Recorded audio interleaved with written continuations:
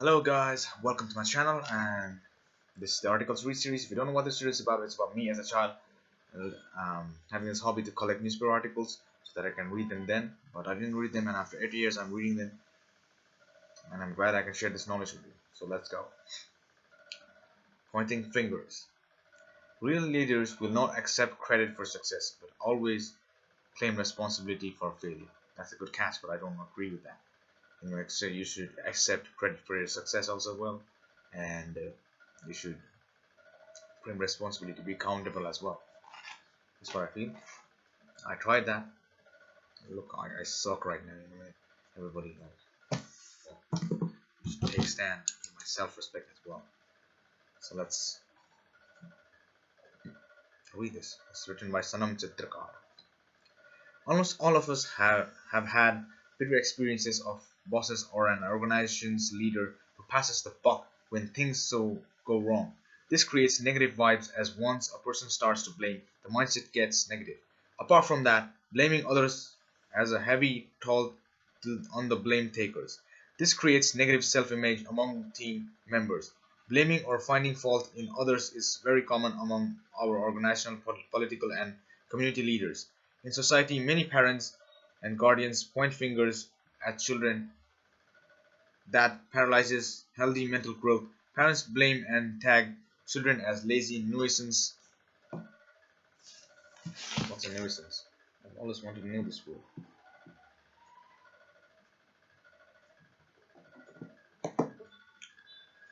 Another tag which creates a negative self-image among children and hampers positive development. They might develop a tendency of helplessness, guilt, and self-blame. The same applies within an organization where blaming culture destroys trust. This is especially very frustrating for team members when leaders point at them for inefficiency and wrongdoings.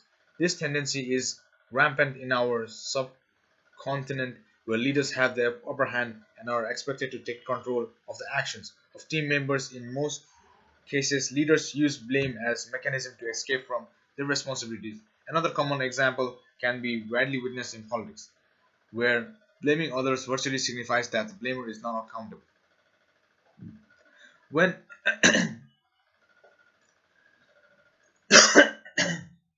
when organizational leaders blame team members, this creates mistrust and can work impact work efficiency with within an organization. It signifies organizational failures and lack constructive feedback. Blaming can be overcome if discussions are initiated constructively. One very simple yet effective way to prevent blaming is by asking the perspective of the blame takers. Questions that start with what to divulge. I can understand this word mistrust, but I need to use it as often. Another word is divulge. The underlying causes should be followed by questions starting with how. If, as a leader, you think the situation needs to improve, how questions also include your responsibility and how it can be conquered collectively. In a situation where subordinate forgot to notify about an important meeting that need preparation, a blaming leader might say, "You are not confused. Why did you forget to notify me about the meeting?"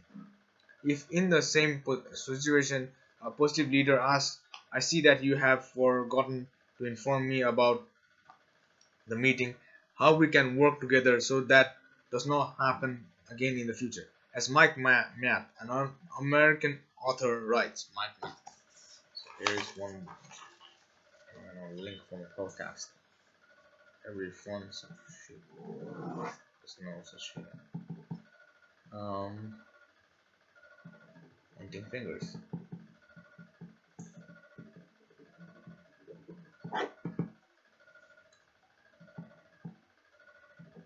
Mike Matt, American author.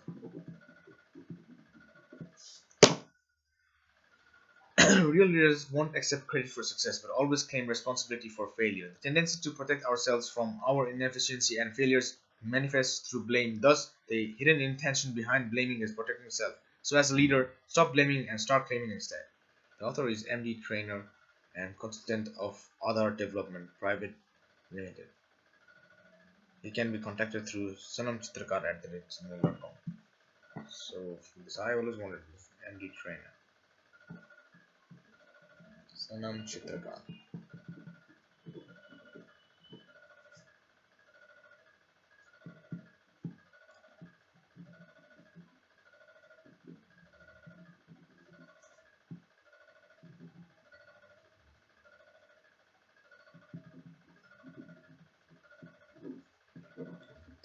I can say.